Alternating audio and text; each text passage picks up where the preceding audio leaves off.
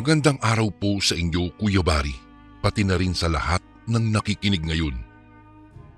Itago niyo na lang po ako sa pangalang Kaloy. Sa ngayon po ay isa akong tricycle driver dito po sa amin. Ang mga ibabahagi ko po ay nangyari noong minsan kaming mapadpad dito sa isang lugar sa Leyte. Unang taon ko po iyon sa high school. Pag-uwi ko galing eskwela ay sinabi agad sa akin ni Mama ang masamang balita na dumating sa isang sulat. Patay na raw si Lola Minda sa probinsya. Nakaburol daw ito at pagkatapos ng 7 araw ay ililibing na. Nalungkot naman ako, Kuya Bari, sa balitang aking natanggap. Agad kaming naghanda para umuwi sa probinsya. Ipinagpaalam ako nila Mama sa paaralang pinapasukan ko na 1 linggo akong hindi makakapasok dahil nga po sa pagkamatay ng aking mahal na lola. Pinayagan naman kami ng school. Si Papa naman nag-leave sa kanyang trabaho. Ganon din ang aking ina. Si Kuya Chris naman ay nasa 2nd taon na ng kolehiyo ay hindi na nagpaalam. Intrams naman daw kasi nila at hindi na lang siya a-attend. At dumating na nga ang aming pag-alis. Mula po sa bahay namin, sumakay muna kami ng bus papuntang Sorsogon. Medyo mahaba ang biyahe. Halos 7 oras kaming nasa daan. Huminto lamang ang bus tuwing may madaraan ng kainan. May baon kami kaya hindi na namin kinailangan pang bumili sa mga nadadaanan naming karinderya. Noong dumating kami sa Bicol, nagsimula ng dumilim ang langit. Inantok na rin ako kaya nahiga ako sa binti ng aking ama. Hindi ko na alam kung ilang oras akong nakatulog dahil pagkagising sa akin ni Papa, nasa daungan na kami. Tumigil na ang bus at nag-uunahan ang mga pasahero na makababa sa bus. Pagbaba po naming 4, dumiretso agad kami sa bilihan ng tiket ng barko papuntang Leyte. Pero sabi ng babaeng bantay, 5:00 pa raw po ng umaga ang susunod na biyahe papuntang Leyte. Tumingin kami sa orasan, 10:00 pa lang. Kung kaya't wala kaming nagawa at doon na kami nagpahinga sa mga pandak na upuan na naroroon sa daungan. Halos walang tao kaya sakop namin ang marami sa mga asul na upuan. Ngunit kumain muna kami ng mga tira na baon namin bago kami sabay-sabay na nagpahinga. O sige, magpahinga muna kayo. Ako na lang muna ang magbabantay ng mga gamit natin, sabi ni Mama. Hindi siya nakahiga, Kuya Bari. Nakatitig lamang siya sa madilim na dagat sa unahan namin na parabang napakalalim ng iniisip niya. Alam ko pong malungkot siya. Alam ko na umiiyak siya nang malamang namatay si Lola Amor, ang sarili niyang nanay. Ayaw lang niyang iparamdam sa amin iyon. Hindi nga nagtagal, dumating na ang oras ng aming pagbiyahe. Kuya Bari, siguro po mahigit 2 oras ulit ang naging biyahe namin sa barko. Mas nahilo pa nga ako sa barko kaysa sa 7 oras sa bus. Sabi pa nga ni Papa, hindi raw ako sanay sa paggewang-gewang na andar ng barko. Dahil lahat halos ng kinain ko sa biyahe namin ay sinuka ko lamang sa CR. Grabe, sobra naman akong pinagtawanan ni Kuya. Kung meron man siguro na taong ituturing kong idolo, siguradong si Kuya iyon. Hindi niyo po na itatanong, pero magaling siya kasi sa basketball. Varsity siya sa paaralan nila at lagi niyang inuuwi ang MVP tuwing may paliga sa aming barangay. Matalino po itong kuya ko. Bawat pagtatapos ng school year ay may nakukuha siyang award. Best in Math, with honors, salutatorya noong high school at saka 2 beses na siyang Dean's Lister sa department nila. Marami po siyang kaibigan. Sa madalit salita, magaling siya sa kahit anong bagay na gawin niya. At isa pa, lalong magaling din siya bilang kuya. Kahit lagi niya akong inaasar na may girlfriend na raw ako, o bakit daw sobrang baho ng paa ko pagubad ng sapatos, kahit ganun siya, alam kong maalaga ang aking kuya. Siya lagi ang unang naglalagay ng alkohol sa sugat ko kapag nadatapa po ako. Siya ang bumibili sa akin ng bola ng basketball para daw matutunan ko kung papaano maglaro. Pinagtanggol niya ako noong minsang inaway ako ng mga taga doon sa amin dahil bagong lipat lang kami noon. Noong mga panahong iyon ay gusto kong lumaki na katulad ni kuya. Pagkatapos niya akong pagtawanan ay ginulugulo niya ang aking buhok. Tapos binigyan niya ako ng bubble gum. O yan, nguyain mo yan para naman mabawasan ang hilo mo. Huwag kang mag-alala, sandali na lang to. Siguro mga kalahating oras pa dadaong na yung barko. Sabing nakangiti sa akin ni kuya. Ginulo niya ulit ang buhok ko tapos ay nginitian niya ako. At hindi nga nagtagal, Kuya Bari, dumaong ang barko. Nakahinga ako ng maluwag. Pagbaba namin ay naghanap agad si Papa ng tricycle na masasakyan namin. Halos mag-aalas 8 na ng umaga ayun, kaya marami na ang bumabiyahing tricycle. Ngunit ang lahat ay tumatanggi na ihatid kami. Naku, pasensya na sir, hindi po kami naghahatid dyan sa lugar na yan eh. Rason ng isa sa mga napagtanungan ni Papa na tricycle driver. Bakit kaya? Tanong naman ni Papa kay Mama. Oo nga, bakit kaya ayaw nilang mabiyahe? Di ko rin alam eh, sabi ni Mama. Halos isang dekada na rin ako noong huling beses na nakauwi kami sa probinsya ni Mama. Ganoon na rin katagal na hindi niya nakita ang kanyang ina, ang ina niyang si Lola Amor. Kilala ko lang si Lola sa mga litrato na ipinakita ni Mama sa amin. Mga lumang litrato na black and white pa kung saan karga siya ni Lola noong 7 taon pa lamang si Mama. Susuko na sana ang aking ama sa paghahanap ng masasakyan namin nang may biglang lumapit na isang tricycle. Sir, sakay na po kayo. Wala kayo diyang mahahanap na ibang magsasakay sa inyo kung iyan po ang pupuntahan ninyong lugar. Nagulat naman si Papa sa tinuran ng tricycle driver. Ngunit agad na kinarga ni Papa at Kuya ang mga daladala naming bag at mga gamit.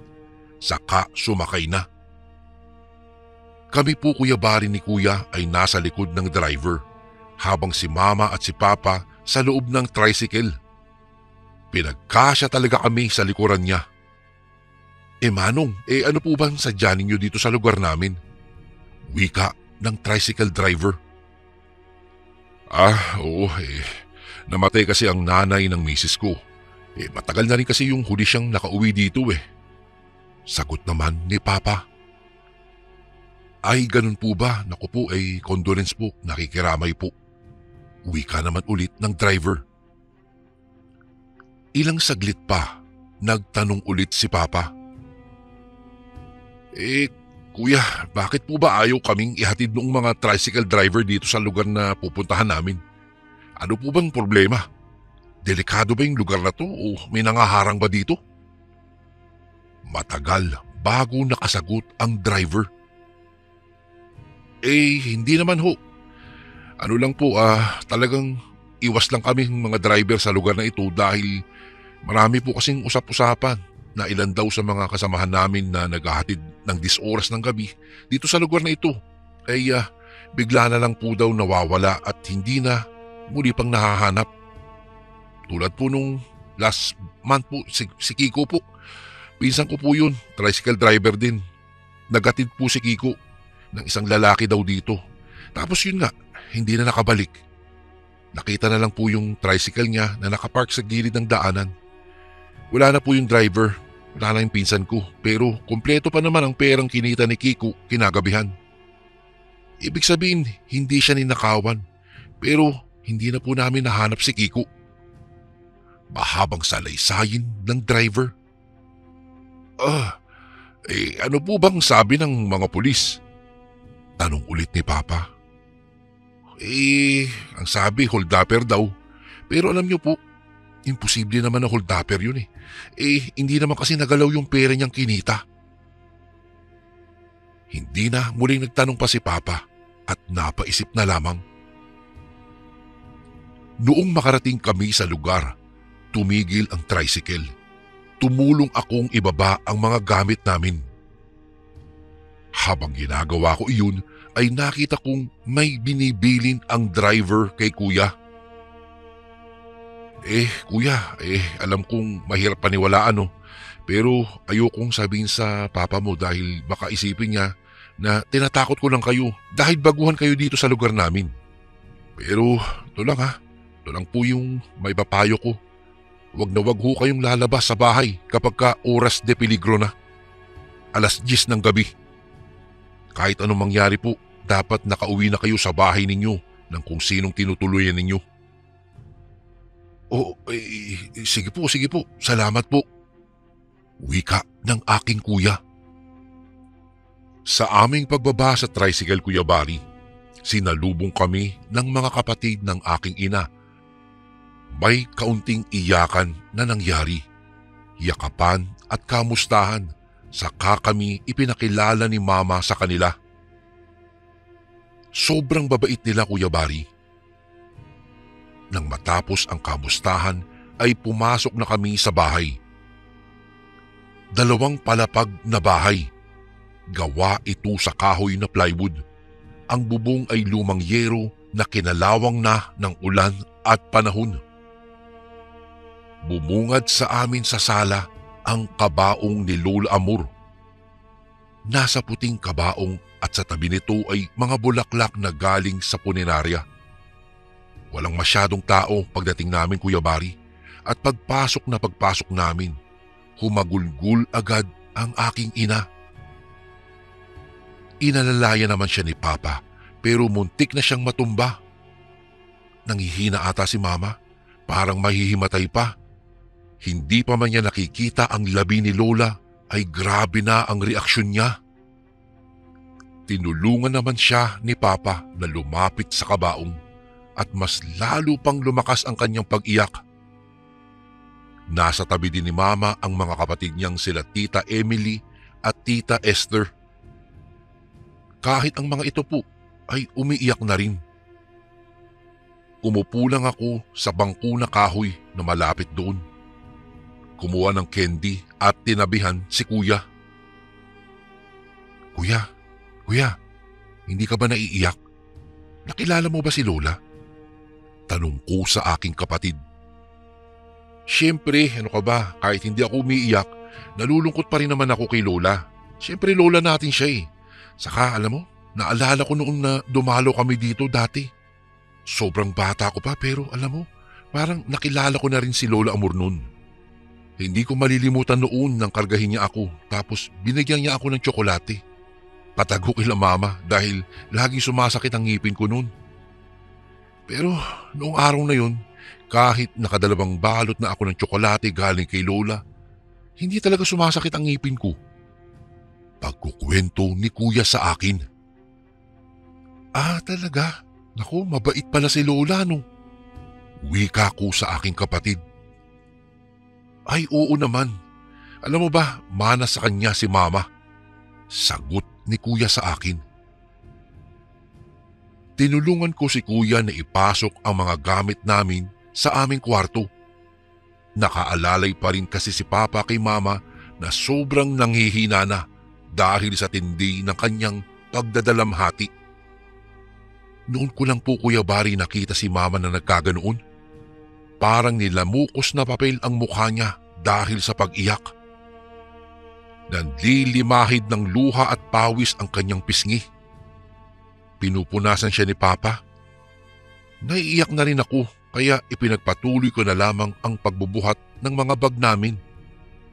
Sa second floor pala yung kwarto. Nang matapos kami ni Kuya ay pagod na pagod ako. Nakatulog yata ako saglit. Pagising ko, katabi ko na si Mama. Tulog na rin at humihilik pa. Gabi na sa labas, rinig ko na ang ingay sa baba na para bang may kung anong kaguluhan. Pagkababa ko po ay nakita kong kumakain na ang mga tao. Binigyan naman ako ni tita ng plato at sinabing kumain lang ako ng gusto kong kainin. Nagkatay ata sila ng baboy sa sobrang dami ng putahe na nakahain po doon. At halos buong barangay ata ay naroroon sa lamay ni Lola. Nahirapan akong makarating sa kusina sa dami ng taong nagkakasalubong. Nakapila din ako sa mga tao papunta sa mesa. At noong pagkakataon ko na, kumuha ako ng adobong manok at dinuguan na inibabaw ko sa puting kanin. Hindi ko alam kung bakit gutom na gutom ako noong mga oras na iyon, Kuya Bari. Napakasarap ng aking pagkain. Halos 4 na beses akong pabalik-balik para kumuha ng dinuguan. Iyon yata yung pinakamasarap na dinuguan na natikman ko. Pagkatapos, nakasalubong ko si Papa. Busog na busog ako kaya gusto ko sanang hanapin si Kuya. Papa, nakita mo po ba si Kuya? Tanong ko sa kanya. Yung kuya mo ba? Lumabas ata eh. Siguradong nanigarilyo na naman yun. Sinabi ko na nga sa kanyang wag na siyang tutulad sa akin pero ang tigas ng ulo, hindi masabihan niyang kuya mong yan. Dali-dali naman akong tumakbo palabas habang iniiwasan ang kumpul ng mga tao. Kanya-kanya ang mga nagsusugal sa labas. 4 na mesa ata ang puno ng mga taong gustong makipaglaro ng baraha. Nakasalubong ko si Tita Esther. Tita, nakita niyo po ba si Kuya Chris? Tanong ko sa kanya. Andun magsisigarilyo ata eh. Sabi ko may tindahan dyan sa unahan. Baka pumunta dun. Sabi naman sa akin ni Tita. Patakbo na sana ako papunta doon nang bigla akong tinawag ni Tita. Kaloy, umuwi kayo kaagad ha. Delikado ang lugar na ito. Pero mamaya kapag oras de peligro na, delikado na sa daan. Hindi ko naman naintindihan ang sinabi sa akin ng aking tiyahin. Ngunit nagpasalamat na lang ako at saka dumiretso sa lugar na itinuro niya. Sobrang dilim ng paligid. Walang mga poste ng ilaw at magkakalayo ang mga bahay kaya hindi ko makita ang daan. Mayroon naman akong dalang lighter na may flashlight. Galing ito kay Kuya. Sabi niya ako raw ang magtago ng lighter niya kasi baka raw mahuli siya ni Papa na may lighter at baka mapagalitan lang daw siya. Noong marating ko ang tindahan, naroon nga si Kuya. Tinabihan ko siya sa bangko ng tindahan na ang tanging ilaw lamang ay ang maliit na gaserang apoy na nagbibigay ng kahel na liwanag. Kuya, andito ka lang pala. Naku, sabi ni Tita, uwi daw tayo ng maaga. Sabi ko sa aking kuya. Oo, ikaw ang umuwi ng maaga. Ako kasi maglalakad-lakad pa ako. Alam mo, ganda ng gabi dito.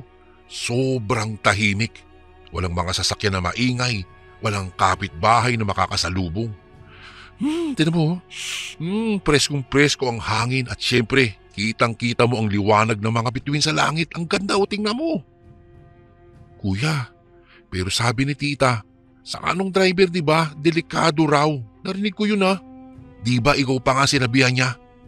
Pagpapaalala ko sa kanya. Yun ba? Naku, magpapaniwala dun. Tinatakot lang tayo ng mga yan. Ano naman kapahamakan ang mangyayari sa atin? Magnanakaw? Aswang? Tigilan mo nga ako. Alam kong walang magnanakaw sa lugar na to. Ang babait kaya ng mga tao dito. Tsaka sa panahon ngayon, wala nang aswang. Kaya ikaw umuwi ka na. Ako naman ay maglalakad-lakad pa. Kuya, sige sasama na nga lang ako sa'yo. Sabi ko. Hindi naman tumanggi si Kuya at naglakad-lakad nga kami. Hindi ako natakot dahil alam kong hindi rin takot ang aking Kuya Chris. Wala na kaming nadaan ng ibang bahay. puro mga matataas na puno at mga halaman. At sa kaliwa namin ay may narinig kaming agos ng ilog. Pero sabi ni Kuya, wag na raw naming puntahan ang ilog dahil marami daw ahas sa gilid nun. Baka matuka pa kami. Sobrang dilim pa naman. Pabalik na sana kami nang marinig namin ang pagaspas ng mga pakpak. Akala namin ay kung ano lang na malaking ibon yun ang gumagawa nito. Pero pagtingala namin ni Kuya ay pareho naming nakita ang isang nilalang na may pulang mata. Napakabilis nito sa hangin. Itinuto ko dito ang maliit kong liwanag, ngunit mabilis itong gumalaw papunta sa mga puno. Tapos bigla itong lumitaw sa gilid ni Kuya at inatake siya. Parehas silang natumba sa malikabok na lupa. Nagpagulong-gulong at nang tumigil sila ay napaibabawan si Kuya. Akma na sanang sasakmalin lang nilalang si Kuya nang binato ko siya ng malaking bato. Tumama ito sa ulo niya na nagpatigil sa pag-atake niya. Tiningnan ako ng halimaw. Pulang-pula talaga ang mata niya at matatalas ang kanyang mga ngipin. "Tumakbo ka na, Kaloy! Bilis! Tawagin mo sila, Papa! Ako nang bahala sa aswang ito!" sabi ni Kuya. Takot na takot ako sa pagkakataong iyon dahil sa binanggit ni Kuyang aswang pala ang umaataking iyon. Kaya tumakbo ako at kumaripas ng takbo pabalik sa bahay. Halos hindi na sumasayad ang palad ng paa ko sa lupa sa sobrang bilis ng takbo ko. At noong makarating ako sa bahay ay sinabi ko kaagad kung anong nakita namin ni Kuya. Pagbalik ko, kasama ko na ang napakaraming mga kalalakihan na may daladalang sulo. Siguro'y lampas 100 ang bilang naming lahat. Mabilis ang mga yapak. Mas lalo na si Papa na alalang-alala sa mga nangyayari. Pagdating namin doon, sa kasamaang palad, hindi na namin naabutan ang nilalang. Ngunit naabutan namin ang ginawa nito kay Kuya. Gutay-gutay ang damit at katawan ni Kuya. May butas sa tiyan at lumabas dito ang kanyang mga lamang loob. Hindi ko na nagawa pang tignan ang eksena. Nagsuka na lang ako nang nagsuka sa gilid ng daan. Narinig ko na lamang ang malakas na hagulgol ni Papa. Sabi ng mga taga roon, baka naamoy daw kami ng aswang na naninirahan sa lugar na iyon. Kahit nga ang mga taga roon daw ay hindi na lumalabas kapag ka oras de peligro na.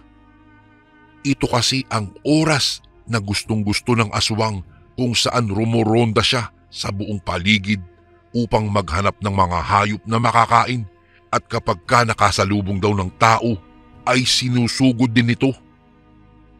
Hindi ko na lang namalayan na lumuluha na rin ako at nagsimula ng mag-iiyak. Pakiramdam ko kasi kasalanan ko ang pangyayaring iyon. Kung sana pinigilan ko ang aking kapatid na maglakad-lakad. Sana buhay pa siya. Ngunit alam ko namang hindi siya maniniwala sa mga sabi-sabi dahil alam kong matapang siya. Walang kinatatakutan.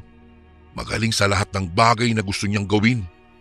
Pero hindi ko siya pinigilan. Yun ang aking pagsisisi. Mas lalong naging malungkot ang aking ina noong mabalitaan niya ang nangyari sa aking kapatid.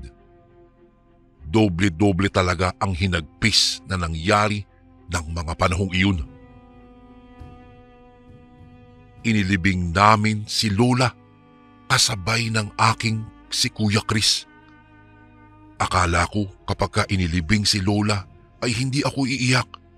Pero ako yata ang may pinakamalakas na hagulgol noong araw na iyon dahil sa aking nawalang kuya. Ang kwentong ito, Kuya Bari, ay siguro hindi talaga tungkol sa mga nakakatakot kong karanasan. Ngunit ito'y tungkol sa aking kuya. Isa sa pinaka-idolo at tinitingala kong tao sa buong buhay ko. Tungkol ito sa kung papaano siya pinatay ng isang aswang noong gabing iyon. Isang klaseng nilalang na magpahanggang ngayon daw ay nagpapagala-gala pa rin sa lugar na iyon. Walang nakakaalam kung saan ito nakatira o saan ito lumalagi. Kaya ang oras de peligro ay talagang iniiwasan ng mga taga roon. Kuya Bari, alam kong marami pang pangarap ang aking kuya. Marami pa siyang gustong marating. Ngunit sa isang iglap lamang, naglaho ang lahat. Siguro po paalala rin ito sa lahat ng nakikinig ngayon na habang nandyan pa ang mga mahal natin sa buhay, gawin natin ang lahat para mapasaya sila. Maiparamdam na mahal natin sila dahil hindi natin alam kung kailan babawiin ang buhay na hiram lang natin sa puong may kapal. Kuya, kung nasaan ka man, sana ay masaya ka at ako'y sising-sisi pa rin magpasa hanggang ngayon. Kuya Bari, dito ko na po tatapusin ang kwentong ito. Maraming salamat kung sakaling mabasa niyo rin po ito sa inyong channel. More power and God bless po sa lahat ng mga kasundong nakikinig ngayon. Lubos na gumagalang, Kaloy.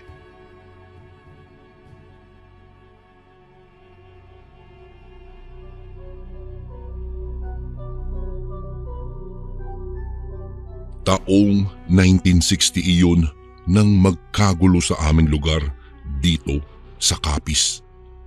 Lumalaganap ang walang awang pambabarang at pagpatay ng nakahihindik sa mga inosenteng taong naninirahan sa aming lugar. Magandang araw, Kuya Bari. Itago mo na lang ako sa pangalang Brendo, isang anak ng mambabarang. Hindi ko itatanggi ang aking lahi ay isa sa mga kinatatakutan sa aming lugar. Kilalang walang awa ang aming mga ninuno.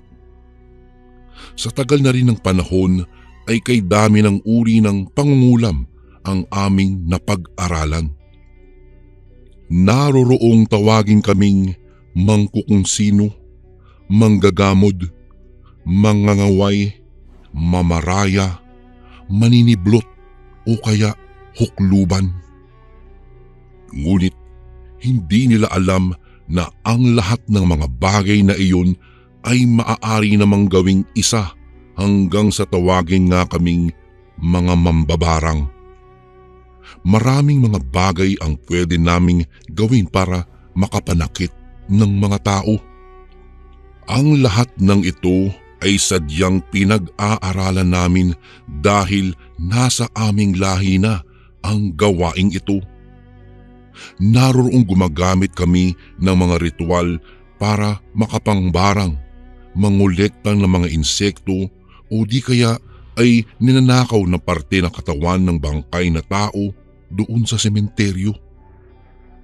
Minsan naman ay pumabatay na talaga kami ng tao para sa aming ikakadagdag ng kapangyarihan o mag-anyong aswang para muling bumata kagaya ng mga hukluban. Sa lahat ng mga nilalang na sakop ng dilim ay isa kami sa mga pinakamalakas. Kaya naming buhayin o patayin ang isang tao sa isang pitik lang ng kamay. Kaya namin silang bigyan ng sakit at pagalingin ito para mapaniwala sila na kami ay makapangyarihan. At nagsimula lang ang lahat ng iyon sa isang kwintas na ipinamana sa akin ng aking mga magulang. Iniwan nila sa akin ang napakahalagang bagay na iyon nang tugisin kami ng taong bayan. Kilala ang nasabing kwintas bilang magbibigay sa akin ng kapangyarihan. Oras na mapatuluan ko iyon ng sariwang dugo ng tao. Labis itong ikinagalit ng lahat ng aming mga kababayan.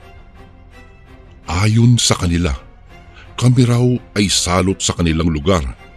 Sa dami raw ng aming pinatay ay wala daw kaming puwang sa mundo upang mabuhay.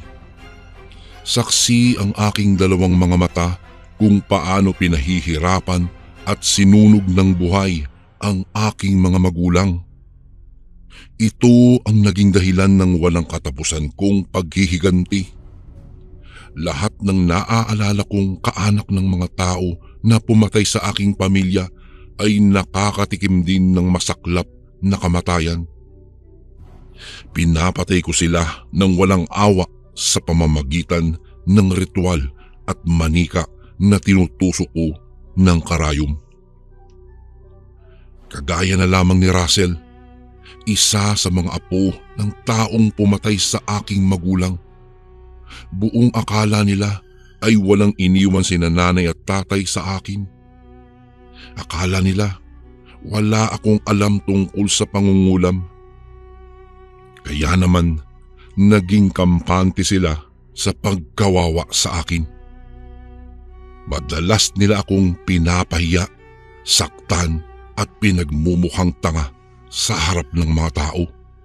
Ngunit binaliwala ko ang lahat ng mga iyon.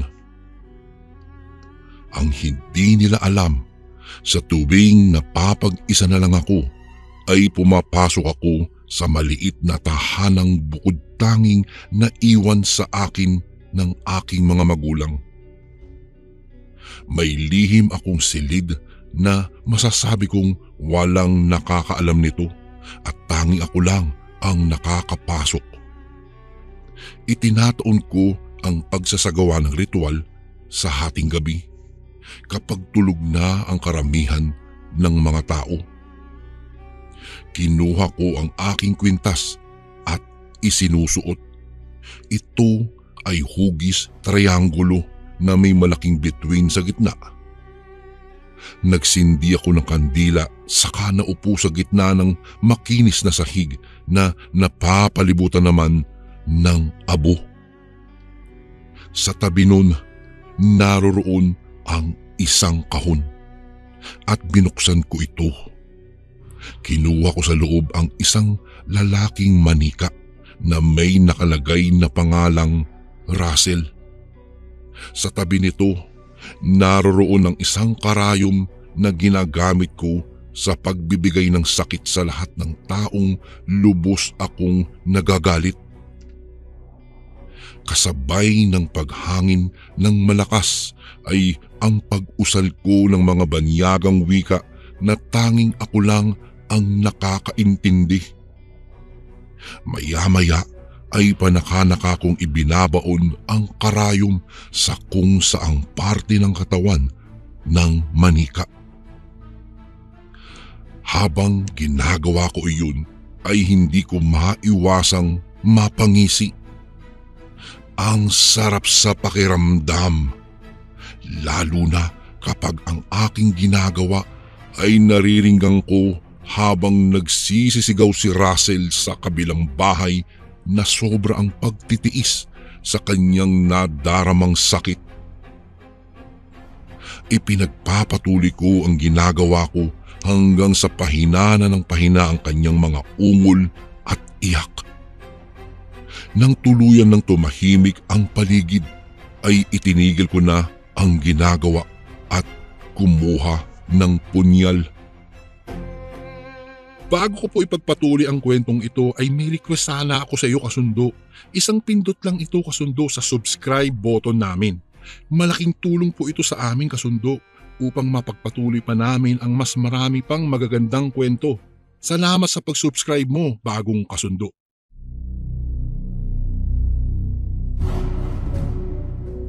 Tumayo ako at lumabas ng lihim na silid. Diretso palabas ng bahay hanggang sa makalabas ako ng bakuran. Ang alam ko ay mag-isa na lang din sa buhay itong si Russell. Edad 18 lang siya nang patayin ko din ang kanyang mga magulang sa pamamagitan ng pagbarang, ngunit hindi niya din iyon alam. Buong akala niya ay sakit lang ng tiyan ang nararamdaman ng mga tao bago mamatay, kaya naman hindi niya alam na may kinalaman ako doon. Ginawa ko lang naman iyon para maipaghiganti ang aking mga magulang na nilapastangan ng mga taong may makikitid ang isip. Hindi nila alam na ang mga mangkukulam ang isa sa pinaka-epektibong manggagamot sa buong lugar. Kaya ngayon, si Russell ang magbabayad sa lahat. Kailangan maipaghiganti ko ang lahat ng pasakit na ibinigay niya sa akin. Ako man ay tao din na kagaya nila. May kakayahan nga lang ako na wala sa kanila. Walang babalang pumasok ako sa bahay ni Russell. May narinig pa nga akong paimpit na humihinga. Tila ba napagod na sa katitiis ng sakit, kaya mas pinili na lang manahimik na kaysa sa umungol pa. Bumakas ang gulat sa mukha ni Russell nang makita niya ako. Ngunit hindi naman ito nagsalita. Nararamdaman ko ang malakas niyang kabog ng kanyang dibdib, ang tensyon at ang takot niya. Alam kong sa mga oras na ito ay labis ang kanyang pagtataka kung ano nga ba ang ginagawa ko at bakit malapad ang aking ngisi habang nakatingin sa kanya. Gayunpaman ay hindi ko na siya binigyan pa ng pagkakataong magsalita nang iumang ko sa kanyang mukha ang kumikislap na talim na kutsilyo. Walang awa ko siyang pinagsasaksak hanggang sa magtalsikan ng kanyang masaganang dugo sa buong paligid. Pakiramdam ko nga ay bumaha ang sahig sa kulay pulang likido. Napapikit ako nang malanghap ko ang malansang amoy noon na tila nagpatulo sa aking laway. Bago pa man ako tuluyang makalimot ay eksperto kong hiniwa ang kanyang dibdib, saka pinaglandas ang talim ng kutsilyo pababa sa kanyang tiyan. Sabik na dinukot ko ang kanyang lamang loob at natatakam na inamoy ko iyon. Ang bango nito, sobrang bango. Hindi na ako nakatiis pa at isinubo ang atay sa aking bibig. Malinamnam iyon at mainit-init pa. Nginuya ko ang atay hanggang sa madurog ito sa loob ng aking bibig, sabay lunok. Ang sarap pala. Tila nalimutan ko kung sino nga ba ako. Isinunod ko ang kanyang tumitibok-tibok pang puso. Nang ilagay ko ito sa loob ng aking bibig ay naramdaman ko ang pagbilis ng pintig noon hanggang sa maisubo ko ito sa aking bibig. Nakita ko pang nagkikikisay si Russell hanggang sa basta na lang tumirik ang mga mata nito. Tanda na iyon na ang huli niyang hininga.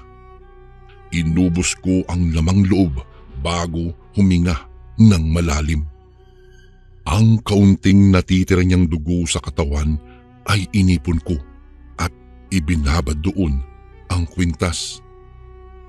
Kasabay ng pagkababad noon sa dugo at pagkabasa ay ang pag-ilaw ng bituin sa gitna noon. Nakita ko na ang tila ito'y diamanting nagliwanag hanggang sa nagkaroon ito ng animoy ilaw na ituturo sa akin ang maliwanag na daan.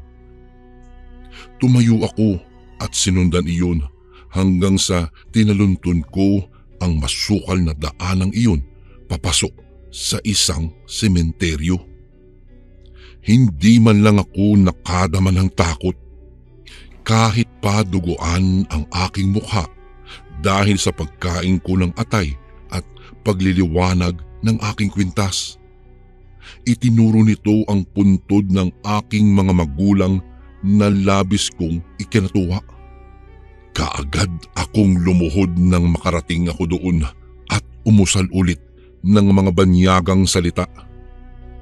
Sumasabay sa mahina at mabigat kong pag-usal ang mabining paghampas ng hangin. Tila ba ito ay nakikiramay sa aking binabalak na paggawa ng isang orasyon. Kahit pa nangangati ang aking katawan at animoy may mga langgam na gumagapang sa aking paahan at nangangagat ay hindi ko ito pinapansin. Mas mahalaga sa akin ang aking ginagawa na dulot ng kapangyarihan ng kwintas ng mambabarang. Ilang saglit lang, naramdaman kong yumanig ang paligid. Animoy lumilindol ng pagkalakas-lakas hanggang sa tuluyan ng masira ang 2 puntod sa aking harapan. Di nagtagal, may narinig akong mga ungol hanggang sa lumusot ang isang kamay sa gitna ng nasirang puntod. Maputla ito at mukhang matagal nang naghihintay sa kanilang muling paglabas mula sa mahabang pagkakakulong. Napangiti ako. Tagumpay ang aking ginawang ritual. Mula sa pambabarang hanggang sa pagbuhay ko sa aking mga namatay na magulang. Ito ang kapalit sa lahat ng pagsasakripisyo ko sa loob ng ilang taon. Masaya ako dahil nabuhay ulit ang aking mga magulang. Isa na lang ang kailangan kong gawin at iyon ay ang manguha ng mga tao upang patayin at kuhaan ng mga lamang loob upang maging perpekto ang kanilang muling pagkabuhay. Kailangan iyong gawin dahil sa ngayon ay hindi pa sila lubusang bumabalik sa kanilang mga sarili. Tanging mga lamang loob ng tao ang kaya nilang kainin, iyong sariwa at mainit-init pa. Tila sila'y naging kalahating mangkukulam at kalahating aswang. Ngunit hindi bali na. Ang mahalaga ay hindi na ako nag-iisa. Maraming salamat sa kwintas ng mambabarang.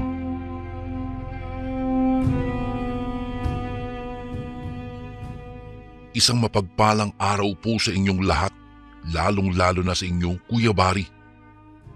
Gusto ko lang pong i-share ang karanasan kong ito noong binata pa lang po ako. Siya nga po pala, tawagin niyo na lang po ako sa pangalang Anton. Nangyari po ang lahat noong nasa Mindoro pa lamang po ako. Taong 1999 nang magkaroon ng malawakang sunog sa baryo namin sa Mindoro. Lahat ng bahay ay nadamay.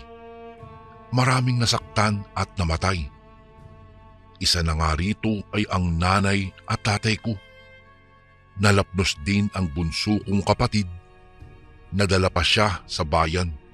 Pero tulad ng mga magulang ko, namatay din sila kalaunan. Sa kasamaang palad, naabo ang buong baryo namin, Kuya Bari. Bumalik talaga sa zero ang lahat. Walang-wala ako. Hindi ko alam kung saan ako pupunta. Hindi ko rin naman kasi kilala ang mga kamag-anak ko.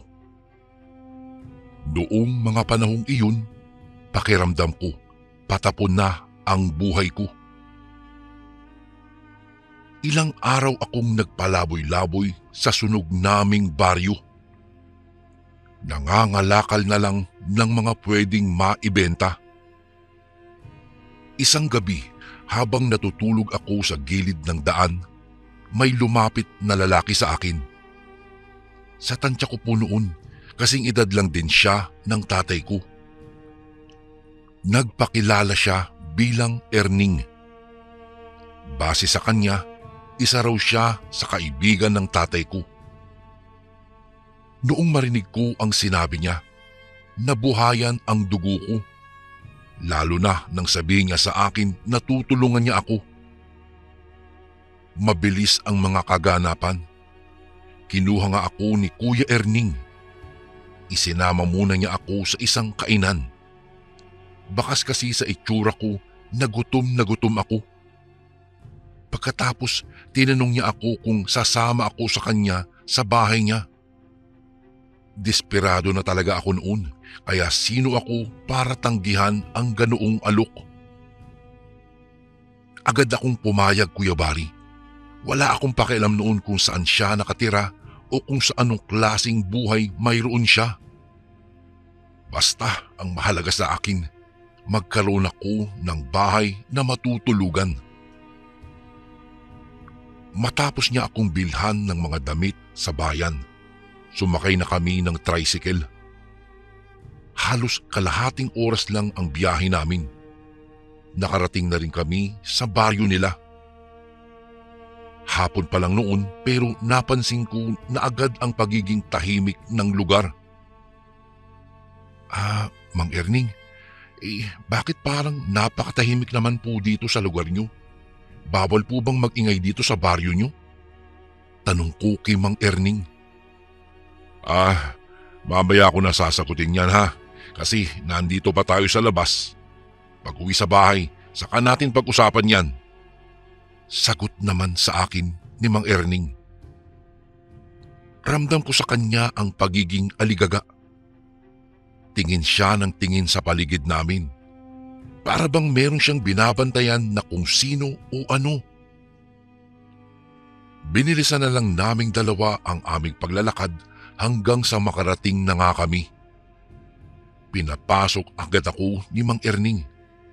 Isinara niya ang pintuan at sandali pa siyang lumingon sa bintana. Iho, huwag kang maingay ah. Huwag kang maingay na sasabihin ko sa iyo ito ah. Pero alam mo, kasi itong baryo na ito, may mga aswang dito. Sa sinabing iyon ni Mang Erning, hindi ko na napigilan ang mga balahibo ko sa pagtindig. Kinabahan ako sa sinabi niya. Dahil sa totoo lang, Kuya Bari, takot na takot talaga ako sa mga aswang. Noong pinagbubuntis kasi ng nanay ko ang bunso namin, nakaranas na kami ng pangangaswang noon. Hindi ako nakapagsalita sa sinabi ni Mang Erning. Parang may bumara sa lalamunan ko. Nangibabaw ang kaba sa akin nung mga oras na iyon talaga. Huwag ka mag-alala, Anton. Isa akong albularyo. Hindi kita papabayaan. Dagdag pa ni Mang Erning. Pinakita niya sa akin ang ilan niyang kagamitan. Mga burluloy, mga libro at kung ano-ano pa. Dahil doon, kahit papaano ay gumaan ang kalooban ko. Hininto na namin ang pag-usapan ang bagay na iyon. Base kasi kay Mang Erning, malakas ang pandinig ng mga aswang. Malalagay sa alanganin ang buhay ko kapag ka nalaman nilang may alam ako. Nilinis ko na lamang ang gagamitin kong papag. Magkaiba kami ng kwarto ni Mang Erning. Pakiramdam ko noon, nagkaroon ulit ako ng pamilya at tahanan. Nagpasalamat ako sa altar na kaharap ko na sa wakas hindi na ako matutulog sa lansangan. Unang gabi ko sa bahay ni Mang Erning ay di ako makatulog. Unang-una ay talagang namamahay po ako. Di ako sanay na matulog sa ibang papag.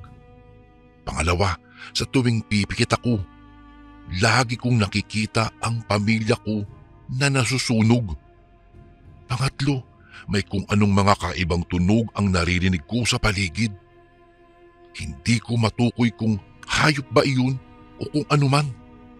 Basta para siyang paniki na magiging tunog aso na naman kalaunan. Hindi na ako nakatiis. Bumangon ako. Binuksan ko ang pintuan. Yung banyo po kasi doon, Kuya Bari, nasa labas pa, pero nasa loob naman ng bakuran. Pagkapasok ko po dun sa banyo, naramdaman ko na parang may tao sa labas. May mga yabag ng paa. Nagmadali akong umihi. Sumilip ako sa pintuan pero wala namang tao sa labas. Ay, akala ko guni-guni ko lang. Inisip ko na normal lang iyon lalo na kapag antok na antok ka. Pagbalik ko sa papag ay humiga agad ako. Wala pang ilang minuto akong nakapikit, narinig ko na naman ang misteryong ingay na iyon. Bumangon ulit ako. Dahan-dahan kong binuksan ang bintana. Sumilip ako ng kaunti. Madilim sa labas. Ngunit laking gulat ko nang may matang sumilip din sa sinisilipan ko. Sa takot ko ay napaatras ako. Nalaglag pa nga ako sa papag. Sumilip ulit ako doon pero wala na akong nakita. Sobrang lakas talaga ng tibok ng puso ko noong mga sandaling iyon. Malaking palaisipan sa akin kung sino man o ano ang sumilip na iyon. Kinabukasan ay maaga akong bumangon. Nakakaamoy kasi ako ng masarap na pagkain sa labas. Pagbangon ko, nagluluto na pala ng almusal si Mang Erning. Paglapit ko sa kanya, napatingin kami sa mga taong tila natataranta sa labas. Pareho kaming napaisip ni Mang Erning, kaya tinanong niya sa matandang lalaki kung ano ang nangyayari. "Naku, may natagpo ang bangkay sa may batuhan sa ilog." Nagkatinginan kami ni Mang Erning. Magkasama naming pinuntahan ang kinaroroonan ng nasabing bangkay. Marami ng tao ang nagkukumpulan nang makarating kami doon. Pagkakita namin sa bangkay, marami siyang hiwang malalaki sa dibdib. Parang kinaukaw din ang tiyan ng lalaki. Ang naririnig kong tsismis doon, miyembro daw ng sindikato ang biktimang iyon. Hinala nila na pinatay siya ng mga sindikato at itinapon lang doon. Pero nang tanungin ko si Mang Erning, iba pala ang naiisip niya. Pabulong niyang sinabi sa akin na hindi tao ang pumatay doon, kung hindi isang aswang. Mabilis na nagproseso sa utak ko ang mga sinabi niya. Nagtayuan na naman ang mga balahibo ko noon. Pero kahit na may alam si Mang Erning, pinili niyang wag na munang magsalita. Bukod kasi sa wala namang maniniwala sa kanya, baka punterihin din daw kami ng mga aswang. Naging usap-usapan ang bangkay na iyon sa buong baryo. Kahit saan ako magpunta, iyon ang laman ng tsismisan. Lahat sila, sindikato ang pinagbibintangan. Dakong 5:00 ng hapon, nagpaalam sa akin si Mang Erning. Sabi niya may bibilhin lang daw siya na pangontra sa kabilang baryo. Naiwan naman akong mag-isa sa bahay. Kabado ako noon pero nilakasan ko na lamang ang aking loob. Nagluto na lang ako ng pagkain sa bakuran. Madilim-dilim na noong mga oras na iyon, pero laking pasasalamat ko nang wala namang nagparamdam na aswang. Makalipas ang ilang oras, nakakain na rin ako. Nagawa ko na rin ang lahat ng dapat kong gawin. Magpapahinga na lang sana ako noong mga sandaling iyon. Ngunit narinig ko sa labas ang mga tao. Ilan sa kanila ang nagsasabi na may namataan silang aswang. Pagsilip ko sa bintana, nasa tapat sila ng bahay namin. Pinanood ko lang sila at pinakinggan ngunit hindi ko na sila nilabas. Biro ko na lang sa sarili ko, mas maganda nang may bantay ako sa tapat ng bahay namin. Mga bandang 9:00, nakaramdam na po ako ng antok. Wala pa rin kasi si Mang Erning noon. Hinayaan ko na lang na nakabukas ang pintuan para di na niya ako gisingin sakaling umuwi siya. Maya-maya'y hindi ko na namalayan, nakaidlip pala ako. Ngunit naudlot ang tulog ko nang may marinig akong kalabog. Mabilis akong napabangon.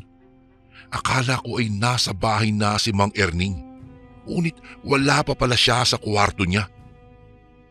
Napatigil ako nang marinig kong tila may tao sa bubungan namin.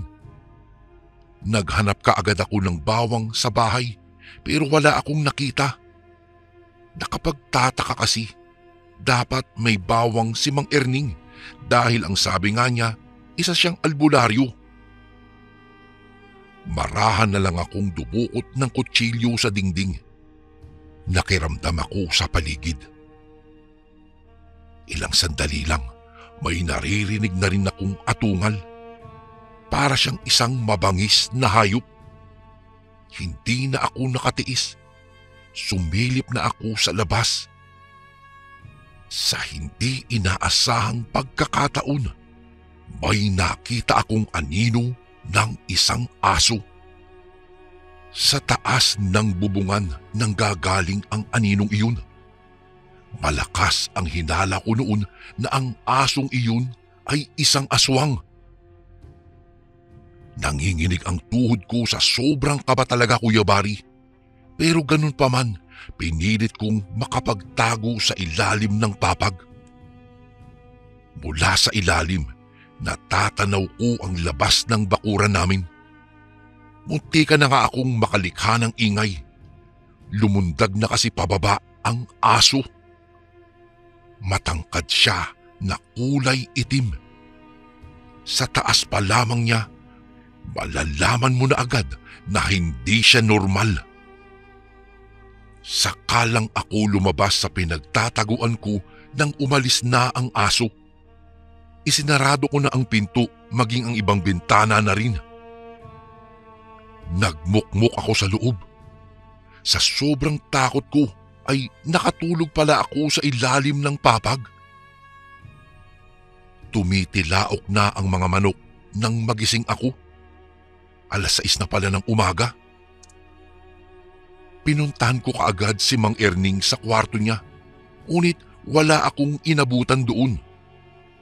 Napalingon ako sa may bakuran namin. Nakapagtataka na nakabukas ang pintuan namin. Pagpunta ko sa bakuran, nakita ko ang tsinelas ni Mang Erning. Nababahiran iyon ng natuyong dugo.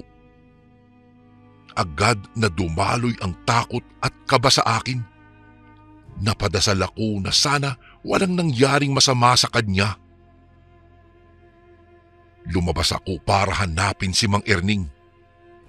Sa aking paglalakad, natanaw ko na naman ang kumpulan ng mga tao.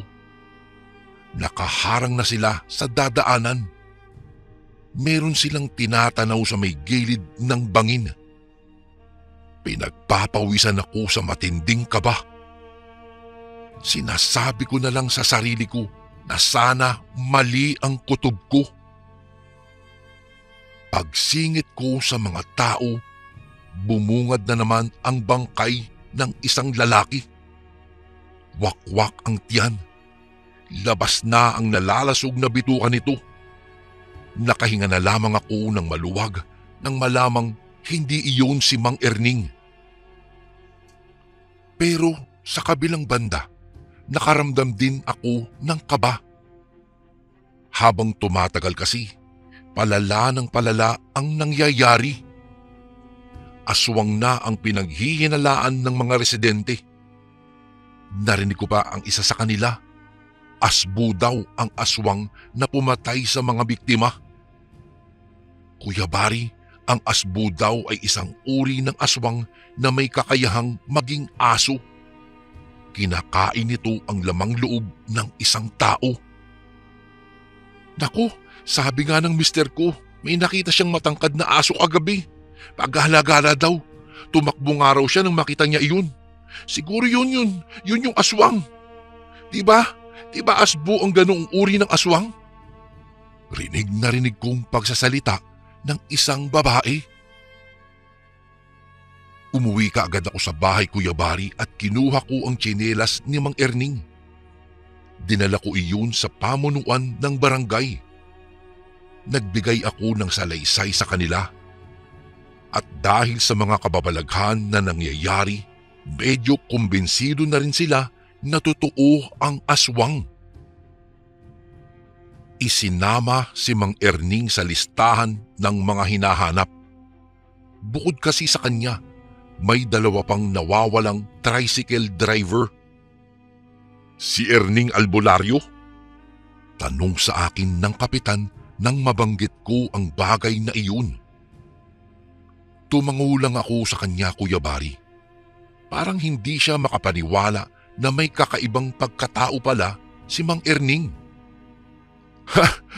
Albularyo pala si Erning. E di kaya niya yung aswang? Nagtawanan ang mga tao sa barangay dahil sa sinabing iyon ng kapitan. Hindi ko na lang siya pinansin. Bumalik na lang ako sa bahay. Tanghali na pero wala pa rin akong ganang kumain. Wala akong magawa noon kaya kahit na mainit, naisipan kong umakyat ng bubungan namin. Doon ay nakita ko ang mga natuyong dugo na sa palagay ko ay dugo iyon ng tao. Naguguluhan ako noon. Sa dami ng bahay sa baryong iyon, sa bahay pa ni Mang Erning palagi dumadaan ang asbo. Makalipas ang ilang oras ay sumapit na naman ang gabi. Mag-isa pa rin ako sa bahay. Hanggang sa mga sandaling iyon, wala pa ring paramdam si Mang Erning. Napansin ko ang kwarto niya. Naisipan kong pumasok doon. Naisip ko na baka may mga pangontra doon na pwede kong magamit. Sa bukana pa lang, nakita ko na agad ang mga bakas ng dugo. Papunta iyon sa bintana.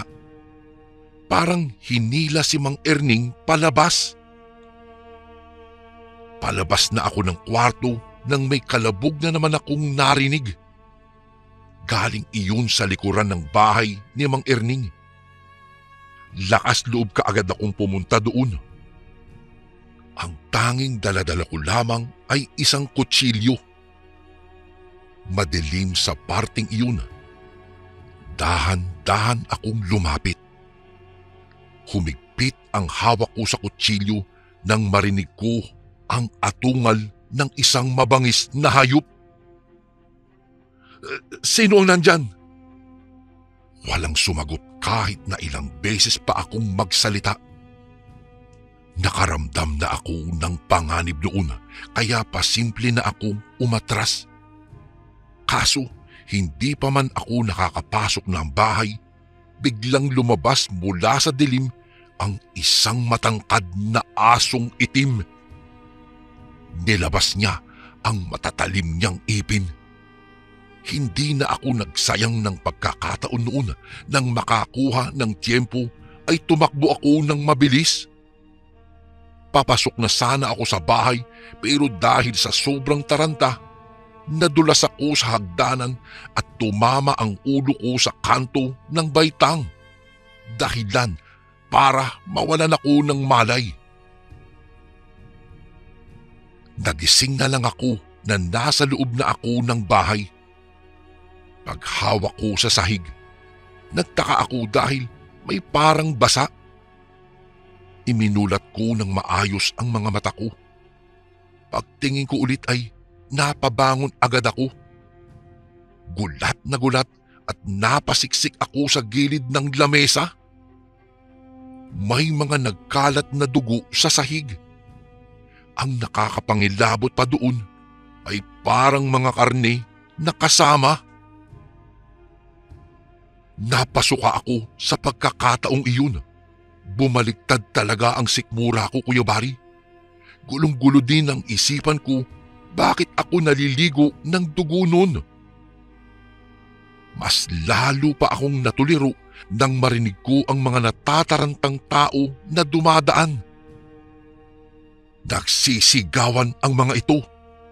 Sinisigaw nila na patayin ang aswang. Hinahanap nila ang asbo. Pakiramdam ko ay sinusuyod nila ang buong baryo. Kada bahay ay sinusuri nila. Tumayo ako at lumabas ako ng bahay. Huhugasan ko sana ang buo kong katawan. Ngunit bago pa man ako makapasok ng banyo, may mga residente nang nakapansin sa akin. "Hoy, bakit ka naliligo ng dugo?" Tanong sa akin ng isang lalaki na may hawak na itak. Hindi ako makasagot dahil sa kaba. Napansin ko na lang na nakatingin na rin sila sa loob ng bahay namin. Mula doon, masisilip nila ang nagkalat na karne o anumang lamang loob sa sahig. Pagbalik nila ng tingin sa akin, nandilisik na ang mga mata nila. "Ikaw pala! Siya ang aswang!" Sigaw ng lalaki, hudyat para lusubin nila ako. Wala akong sinayang na pagkakataon. Mabilis akong tumakbo. Kung saan-saan ako sumuot. Wala na akong pakialam noon kung masukal sa dinadaanan ko. Ni hindi ko na rin nga maramdaman ang mga tumutusok sa paa ko. Ang mahalaga lang sa akin noon, matakasan ang mga humahabol na taong bayan. Noong mga oras na iyon, gusto ko lang magpaliwanag sa kanila. Kaso nga lang sa nakikita ko noon, parang wala ni isa sa kanila ang maniniwala sa akin. Yung ebidensyang hinahanap nila ay nakita nila lahat sa akin. Wala na akong lulusutan.